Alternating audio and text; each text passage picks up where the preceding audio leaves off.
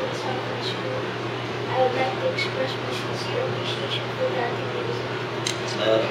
I appreciate it. Please. What made you decide to work for the government? To make a difference, because I cannot sing, I cannot dance, I cannot write a song. I want to be remembered for having done something. And hopefully this is a path or way by which I can be remembered. How long have you been serving as a government official? Since 1998, but if you count the year that I was teaching at the UP College of Law, which is also run by government, since 1996. What did you stay that long? I like what I'm doing. I enjoy what I'm doing, and if and when I do retire from government service, I will go back to teaching. You cannot stay long enough unless you enjoy what you're doing, and I am enjoying what I'm doing. What was your most unforgettable experience while working for the government? It's a continuing thing. The ability and the opportunity to be able to meet and talk to different people and be able to solve their problems and make a difference in their lives. Each and every opportunity I get to do that, each and every chance is unforgettable. What did you use to do before you decided to be a lawyer? I was a lawyer. I was a practicing lawyer and a teacher at the same time. I will go back to practicing law and teaching after I retire from government. If you were given a chance to have another job other than being a government official, what job would you pick? I would be a campaign manager and teacher at the same time of someone who would be running. Was it hard to be a student? Yes, because of time constraints. The same 24 hours you have is the same 24 hours I have. The same 60 minutes in 1 hour you have is the same 60 minutes that I have. But we have to squeeze everything in the same amount of time. In that sense, it's difficult. But insofar as the actual work is concerned, for as long as you enjoy what you're doing, it's not that hard. What made it challenging? Because day in and day out, you don't know what's going to happen. Unlike a 9-to-5 job, you exactly know what's going to happen in your day. In my day, I don't really know who I will get to meet, what decisions I will get to make, and what problems I will encounter, and what victories I will be able to experience. Each day is also an experience in this particular line of job. Unlike, again, as I said, a 9-to-5 job, wherein you exactly know what you're going to do even before you go to office. In our school, we follow the motto of realtor adjutant, which means be a man. May I know if you have a personal life? Well, motto ko na rin yun kasi ayokong be a girl. I live by, as anyone does, the golden rule. Do not do unto others what do not want others to do unto you. What I do not want people to do unto me, I make it a point not to do to them too. That is why whenever people do wrong things to me, I find it difficult to accept or take sitting down because I'm not willing and I have not done it to them. How do you show your motto through your work? By being fair, just, and knowledgeable and aware and conscious of the fact that I will not be forever here.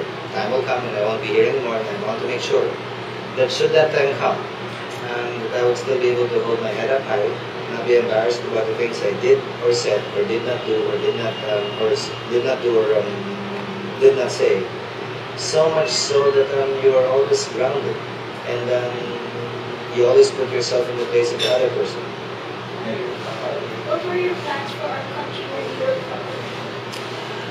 Well, hopefully, a better life for every Filipino, especially those who are born poor. I have a simple dream, to be able to guarantee and promise to each and every Filipino that a Filipino born poor need not die poor. That a Filipino born rich has no assurances of dying rich as well. In other words, equality and fair play insofar as living your life here and having the promise that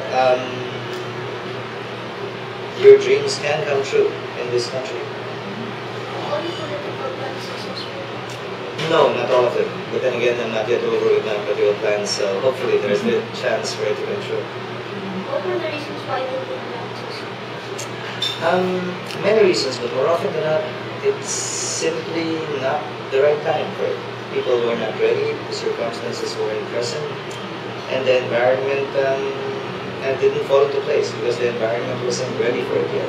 But they still continue to hold on to these beliefs in the hope that time will come wherein it will be applicable, people will be ready, and hopefully the situation will be different. How do you motivate people to participate in government projects? By having an inclusive and participatory process whereby they can easily make known their ideas, do their share, and however small it may be able to contribute to it. Having a high position in government is not really a monopoly of knowing what is right and wrong and doing everything for them. It should serve as a catalyst. If you're a high government official, you should be a catalyst to encourage the participation of others and to be able to contribute. It's very important to my mind because they should have a sense of ownership over the things that are being done by government. What is the most memorable project that you ever did?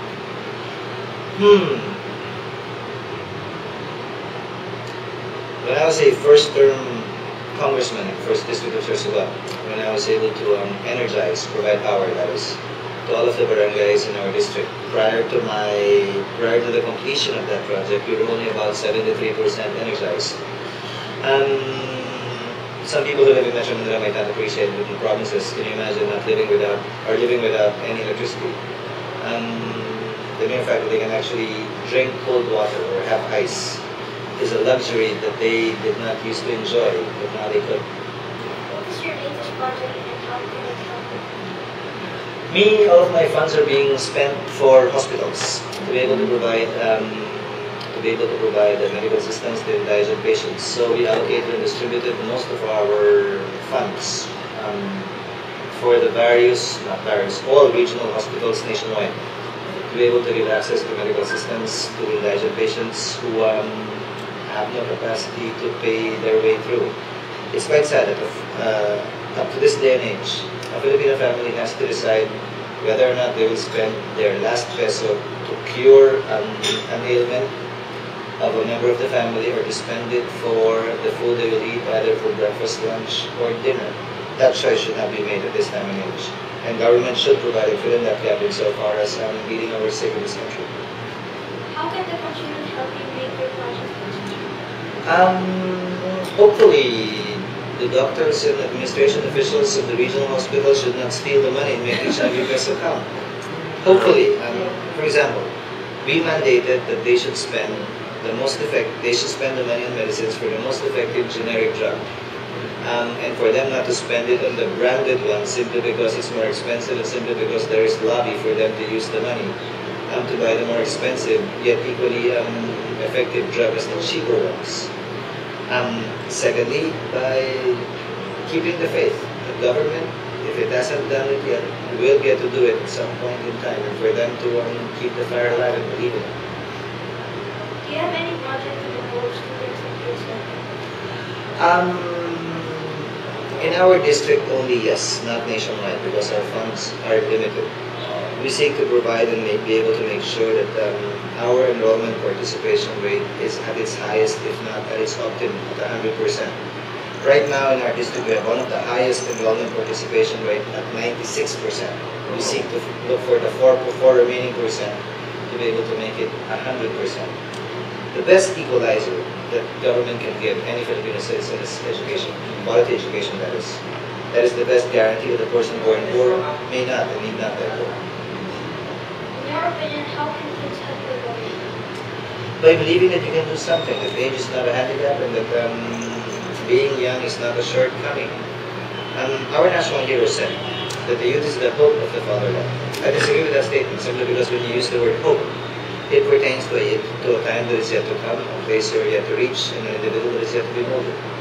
For me, the youth of this country, and there are more of you than of us, should not be merely considered the hope of the fatherland or the motherland, but should be considered as a generation and a citizenry that can be relied upon now and not later. Now even while you're still young, not when you grow older. Now even before you graduate and not after you graduate, you have a family and land a job. Each and every citizen must do its fair share insofar as improving not only our country but the lives of their fellow men. What role do you think kids should play in nation building? Out of 100 million Filipinos, 51% are aged 18 and below.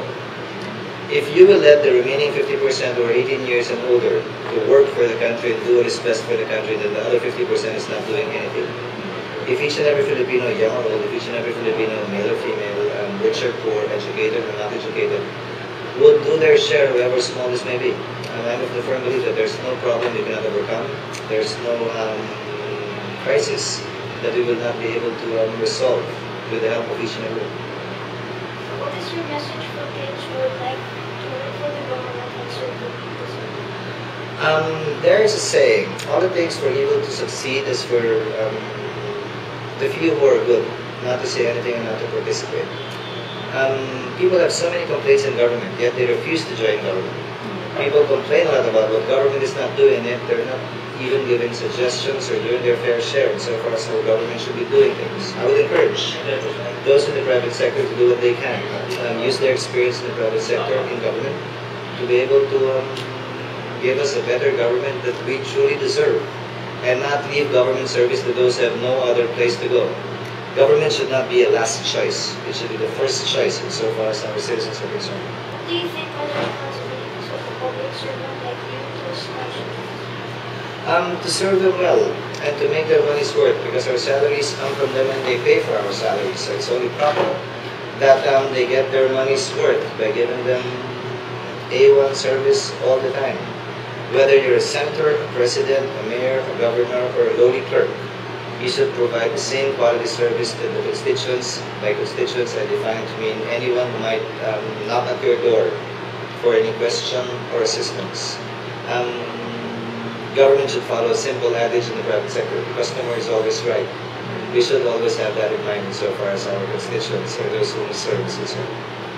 What are the responsibilities of people to their government leaders? To do their fair shake and fair share. Well, it begins with registering and voting. It begins with speaking out whenever they see something wrong is being done. It includes and involves